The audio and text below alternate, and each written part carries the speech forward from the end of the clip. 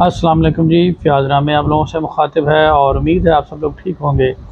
اور شکر الحمدللہ میں بھی ٹھیک ہوں۔ بات کریں گے سمیرہ عزیز کیس کے حوالے سے۔ جیسا کہ آپ جانتے ہیں کہ جناب ملزم کی جانب سے ایک بڑا پروپیگنڈا کیا جا رہا ہے اور بڑا جناب میسج دیا جا رہا ہے کہ شاید جناب اس نے بڑے چھکے چھڑا دیے ہیں اور بڑی سخت کارروائی کر دی ہے،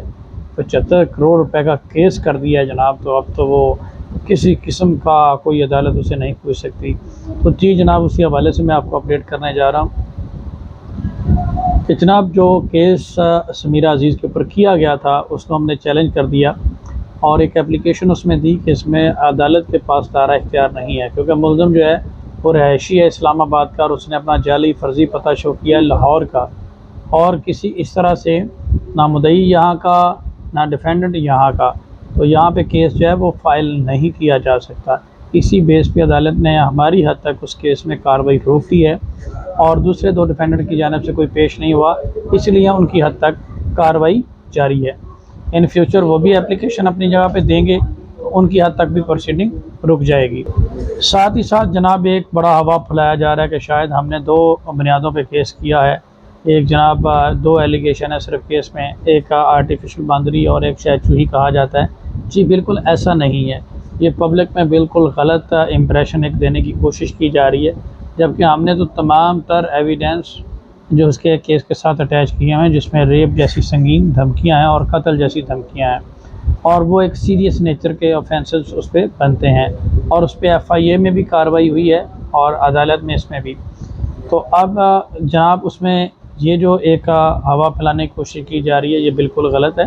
اور اس میں تمام تر ایویڈنس ہمارے پاس موجود ہیں، اور اس بات کا ملزم کو بخوبی اندازہ ہے کہ جب لاسٹ ٹائم وہ عدالت آئے تو اسی بات پہ انہوں نے معافی مانگی تھی،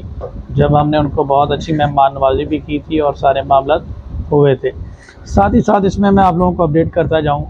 کہ لاسٹ ٹائم ملزم کے وکیل نے اور دیگر لوگوں نے کہا تھا کہ جناب 3 لاکھ روپے ہم نے لے لیے ہیں،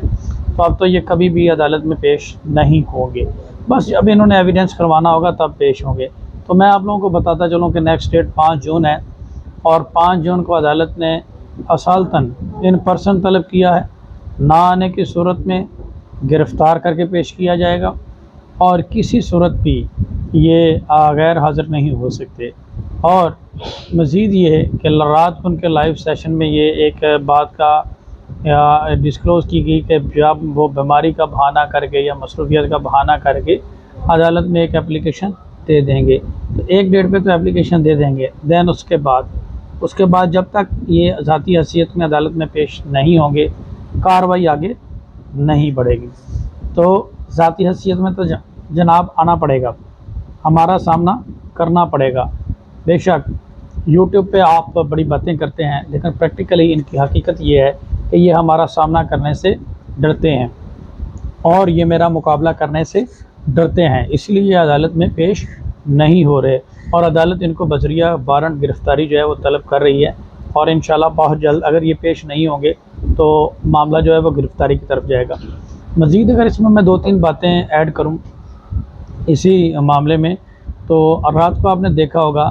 کہ اول درجے کے جھوٹے اور اول درجے کے کوئی بے بنیاد ساری چیزیں اس میں،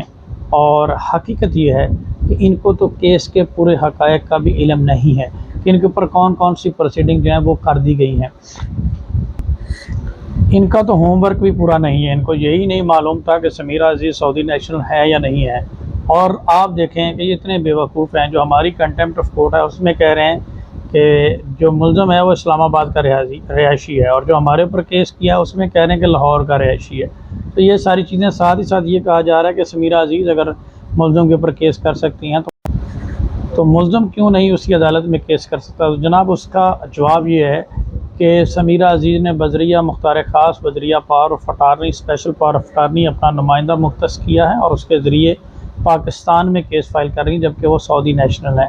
اور اگر انہوں نے کرنا ہے تو ان کا ایگزیکٹلی کیس جو ہے وہ سعودی عرب میں بنتا ہے، یہاں پہ نہیں بنتا، اور انشاءاللہ یہ کیس ڈسمس ہوگا، اور یہی وجہ ہے کہ عدالت نے ہماری حد تک ان کی پروسیڈنگ روک دی ہیں۔ ابھی ان کے لیے اور بھی سرپرائز ہیں، جو لوگ سمجھتے ہیں کہ پاکستان میں جزا سزا کا نظام نہیں ہے، تو میں ان لوگوں کو بتا دوں کہ آپ کا سوچنا بالکل غلط ہے۔ بہت ساری پروسیڈنگ ایسی ہیں کہ جن کے بارے میں یوٹیوب پہ کچھ لوگوں کو نہیں معلوم، اور انہیں بھی نہیں معلوم کہ ان کے خلاف کون کون سی کارروائیاں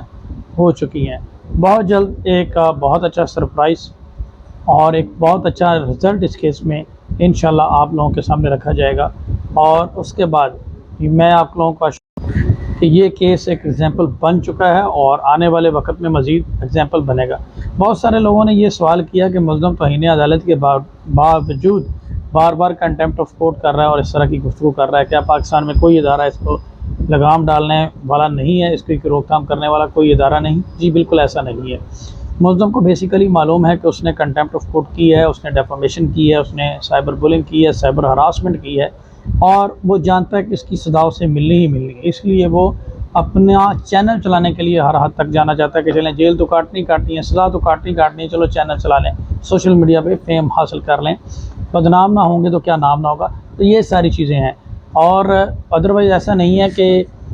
اس میں کوئی کارروائی نہیں ہے۔ عدالتی معاملات میں آپ کو پتہ ہے کہ ہر ایک شخص کا رائٹ ہوتا ہے، معاملات فیئر ٹرائل سے گزرتے ہیں، ایویڈنس آتے ہیں، جرا ہوتی ہے، بحث ہوتی ہے،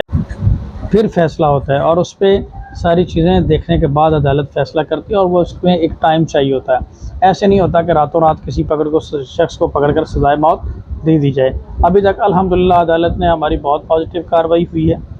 اور آنے والے وقت میں ان کے لیے کافی مشکل ہے۔ یہ تو ایک کیس کے پیچھے لگے ہوئے ہیں، ان کو میں تھوڑا بتا دوں کہ ان کا ہوم ورک ہمیشہ ہی کمزور رہا ہے، اسی وجہ سے انہوں نے 3 وکیل بدل لیے ہیں، اور یہ جو چوتھے صاحب کیے ہیں ان کو بھی کسی قسم کی انفارمیشن نہیں ہے۔ انشاءاللہ آنے والے وقت میں پتہ چل جائے گا کون کون سی جگہ پہ کون کون سی کارروائیاں ہو چکی ہیں۔ ایک کیس ملتان میں بھی فائل کیا گیا ہے، میں نے بتا دوں،